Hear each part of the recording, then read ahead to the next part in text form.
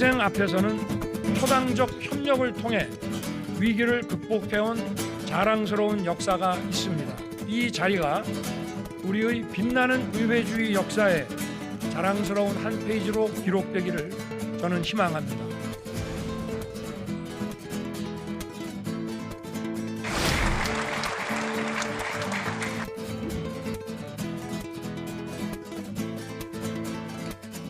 적극적으로 여야 협치의 자세를 보여주셨다는 것에 있어서 그 입법부 입장에서 많은 기대를 하게 하는 그런 어떤 지정연설이었다 이런 생각을 하고,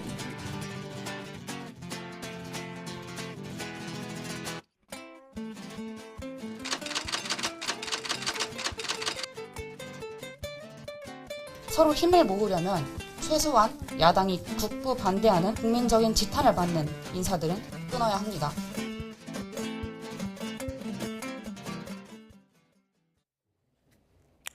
네, 국회 본회의장에서 윤석열 대통령의 추경안 관련 시정연설은 여야 의원들의 경청 속에서 비교적 차분하게 진행이 됐습니다. 국회에선 여전히 일부 장관과 총리 후보자 인준 문제를 놓고 여야 대치, 신경전이 이어지고 있는데요. 나이트 포커스 오늘은 장성철 대구가톨릭대 특임교수, 또 전예현 시사평론가 두 분과 함께하겠습니다. 안녕하십니까? 안녕하세요. 안녕하십니까? 네. 우리가 뭐 대선 국면에서 계속 영선 대통령, 정치 신 이런 점을 강조해서 그런지 일단 본회의장은 대통령이 처음이었다고 하더라고요. 두 분은 어떤 좀 장면이 눈에 띄셨습니까? 일단 저는 박범계 의원하고 악수할 때 여야 의원 모두 박수 친 장면, 그리고 피켓팅이 사라진 점, 이렇게 좀 꼽을 수 있겠는데. 앵커님이 다 얘기해 아, 그래요? 주셔가지고. 보는 눈이 똑같네요. 네. 그렇죠. 그리고 네. 이제 연설이 끝나고 난 다음에 야당 의석까지 다 가시면서 한 바퀴 이렇게 쭉 도시더라고요. 그러고 끝나고 나서 기자들하고 한 두 번 정도 일문일답을 하셨어요. 네. 이거는 거의 처음 보는 일 같습니다.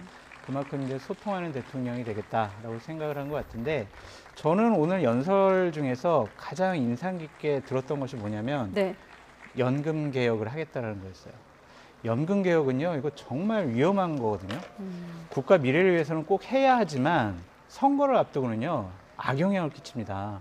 그렇기 때문에 이 연금 개혁을 하겠다는 것 자체가 상당히 위험스러운 선택이 될 수가 있는데, 윤석열 대통령께서 용감하게 용기 있게 연금 개혁하겠다고 첫 번째 시정 연설에서 얘기했다는 것 자체가 저는 상당히 높게 평가해야 된다라고 말씀을 드립니다. 네. 2015년도 그때 박근혜 전 대통령 시절에 그때 연금 개혁을 했었거든요. 그때 제가 이제 당대표실 부실장을 하면서 현장에서 지켜봤는데 네. 어마어마한 반발이 있었어요. 그 이후에 세종시에서는요, 한 번도 어떠한 선거에서도 국민의힘 계열의 보수파 정당에서 이긴 적이 없습니다. 그 정도로 연금 개혁은 선거에 큰 악영향을 끼칩니다. 하지만은 꼭 해야 됩니다. 안 하면은 정말 우리 후손들이 살아나갈 수가 없어요. 지금 군인 공무원 연금 충당 부채가 1,000조가 넘습니다.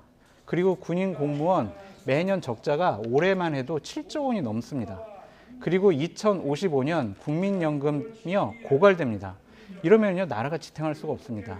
이렇듯 연금 개혁 중요한 사항을 첫 번째 화두로 제시하신 것 상당히 좀 높게 평가합니다. 네, 그러니까 지금 장 교수님 말씀하신 그 개혁은 미룬 개혁이라고 했거든요. 미룬 그렇죠. 개혁 완성 없이 위기 극복이 어렵다고 했는데 이 부분 잠시 뒤에 좀 더 추가적으로 여쭤보기로 하고, 이 밖에 평론가님은 어떤 게 눈에 띄셨습니까? 저는 주목하는 장면은 박병석 의장께서 의장한테도 인사하셔야죠 하니까 네. 뒤로 돌아서 이제 인사를 했는데, 사실 너무 거칠지 않고 좀 편안하고 즐겁게 협치를 할 수 있는 그 장면이라고 저는 생각을 했습니다. 특히 국회의장께 예의를 하는 것은 의회를 존중한다는 상징성이 있으니까 아마 국회의장님도 꼭 인사받고 싶어서가 아니라 그런 점을 강조한 것 같은데, 저는 다만 저도 역시 연금개혁 주목을 했습니다. 다만 3월 29일 민주당 박홍근 원내대표가 윤석열 대통령 당선인 당시 뭐라고 제안을 했냐면요, 대선 공약 추진기구 구성을 제안을 했었습니다. 그리고 그 안에서 TV 토론 당시 대선 후보들이 모두 동의했던 연금개혁 등에 대해서 논의를 하자고 제안을 했었거든요. 그런데 안 됐습니다. 그래서 제가 아쉬운 것은 뭐냐면, 윤석열 대통령이 협치 얘기하고 벌써 여야가 나눠져서 너네 때문에 협치 못한다 이렇게 얘기를 하고 있는데, 사실은 첫 발을 디딜 때 박홍근 원내대표 이런 제안을 좀 받았다면 연금개혁이라는 정말 선거가 있을수록 어려운 이 뜨거운 감자 같은 과제를 좀 더 잘할 수 있지 않았을까라는 아쉬움이 들었고요. 두 번째로 노동개혁 얘기를 합니다. 그런데 윤석열 대통령이 당선인 시절에 이 노동 문제와 관련해서 굉장히 좀 논란이 많았어요. 대선 후보 TV 토론 과정 보면 정의당의 심상정 당시 후보가 가장 날카롭게 비판했던 부분이 바로 이 노동 문제에 대한 겁니다. 그렇다면 윤석열 대통령이 생각하는 노동개혁이라는 것은 혹시 최근 자주 만나고 있는 재계의 주장만 반영되는 것이 아니냐는 우려가 존재를 하고요. 오늘 정의당 의원들하고도 악수를 하셨는데 정의당과도 제대로 된 협치를 하려면 이 노동 문제에 대해서도 계속 집중해왔던 정의당의 의견을 들어야 되거든요. 그래야 협치가 좀 가능하지 않나 그런 생각이 들었고요. 세 번째, 윈스턴 처칠과 애틀리 얘기하셨습니다. 좋은 사례예요. 그런데 애틀리가 처칠을 도왔다는 점에 방점을 두신 것 같은데 처칠이 애틀리를 기용해서 애틀리의 의견을 들었다는 점도 좀 방점을 두셨으면 좋겠습니다. 최근에 인사를 보면 심지어 국민의힘 내부에서도 약간 우려하는 목소리가 나와요. 너무 아는 사람, 뭐 가까운 사람, 뭐 패밀리 인사, 아가페 인사다 이런 말이 지금 언론에서 나오고 있는데 앞으로는 좀 뭐 반대하는 의견, 국민의힘에서도 뭐 제가 보면 좀 타당한 쓴소리가 나옵니다. 폭넓은 의견을 들어야만 뭐 초당적 협치이든 여러 가지 다양성을 반영한 정치든 좀 가능하지 않을까 생각이 듭니다. 네, 처칠 총리와 이제 애틀리 부총리 얘기는 과거 이제 보수당과 노동당이 연정했을 당시를 이제 설명했을 때 그 얘기를 하신 것 같은데 지금 두 분 말씀 속에도 나왔던 단어가 있습니다.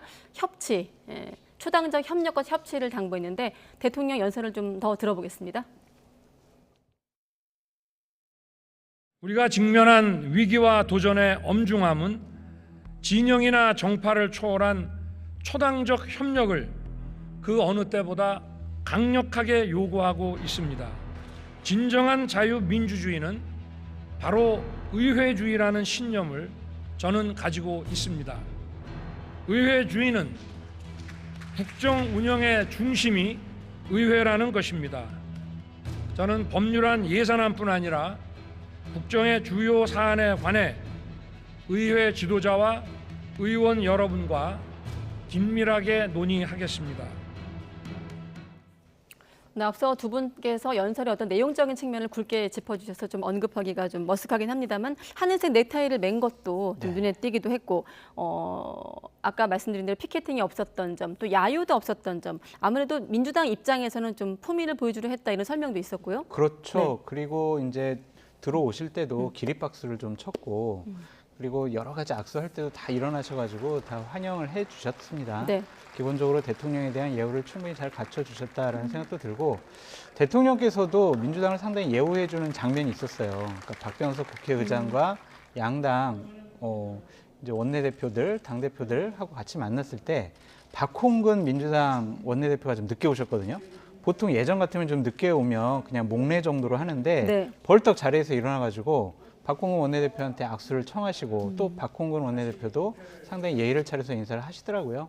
이런 것을 보면 오늘 처음부터 끝까지 상당히 좋았던 그런 시정연설이었고 그런 상황이었다라고 말씀드립니다. 네, 자꾸 비교되는 게 이제 문재인 전 대통령의 시정연설 때는 당시 자유한국당이 좀 야유했던 장면도 있고 사실 대통령의 시정연설에서는 워낙에 야유가 더 익숙하긴 해서 좀 눈에 띄긴 합니다.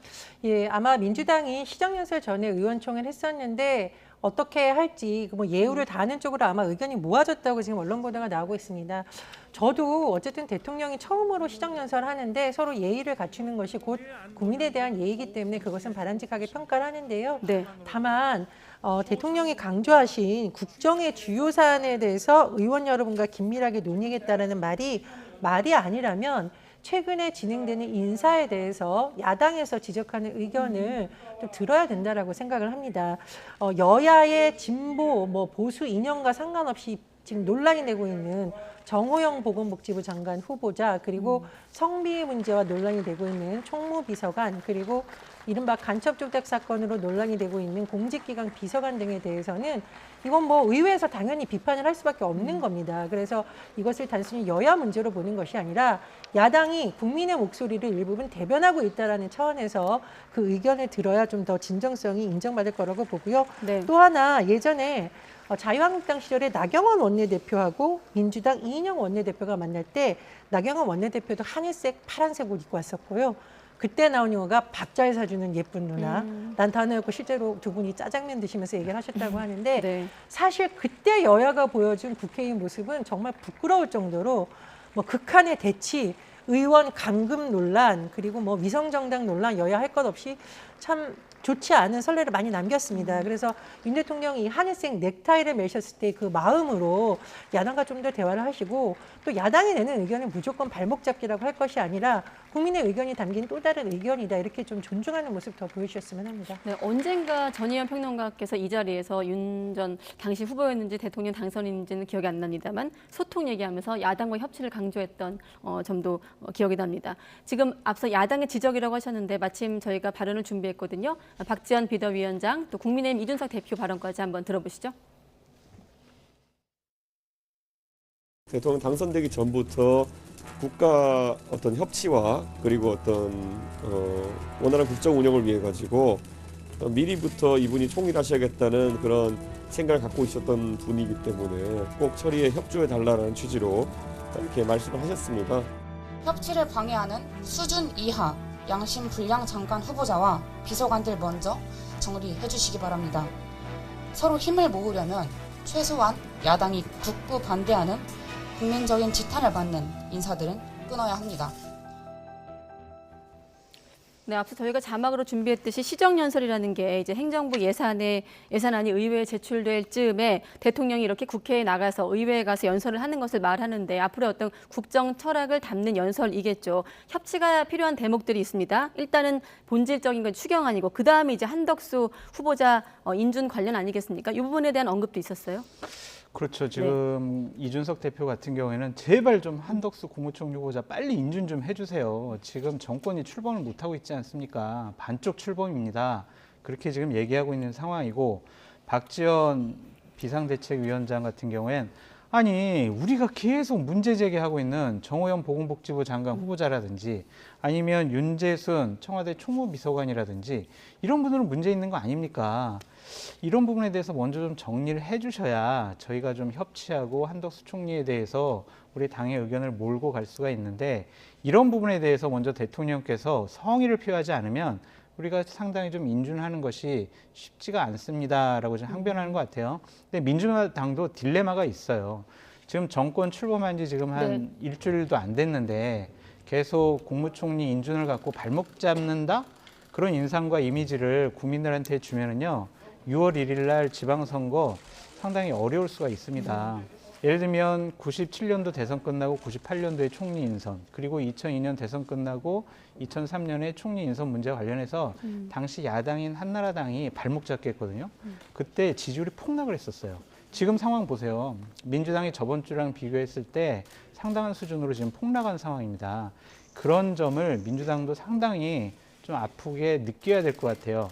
자꾸 이러한 것들을 지연시키면은 민주당에도 부담이 될 겁니다. 네. 이러한 부분 정무적인 판단이 꼭 필요하다라고 말씀드려요. 일단 민주당은 그 인준 협조에 대해서 특별한 응답이 지도부는 없습니다만 일단 일반적으로는 협치를 원하면 수준 이하의 문제가 되는 인사들부터 정리하라고 했는데 앞서 교수님께서 대통령이 성의 있는 자세를 보여라 그렇죠. 했는데 그 성의 있는 건 어느 정도를 예를 들면은 걸까요? 정호영 보건복지부 장관 같은 경우에는요. 지금 당에서도 이분은 좀 곤란한데요 라고 하고 있고 여론을 통해서 국민의 의견은 저분은 좀 장관으로 적절하지 않은 것 같아요 라고 하고 있고 네. 민주당인 야당도 저분은 우리가 도저히 이건 받아들일 수 없습니다 라고 해서 얘기를 하고 있거든요. 그런 분에 대해서 아직도 지명 철회라든지 잦은 사태를 보이지 않고 있고 윤재순 총무비서관 같은 경우에도요. 이거는 도저히 이거는 너무나 문제가 많은 발언, 행동 사상적인 생각 이러한 인식에 상당히 이상한 인식을 많이 하고 있어요. 제가 봐도 상당히 문제가 있다고 보여지는데 네.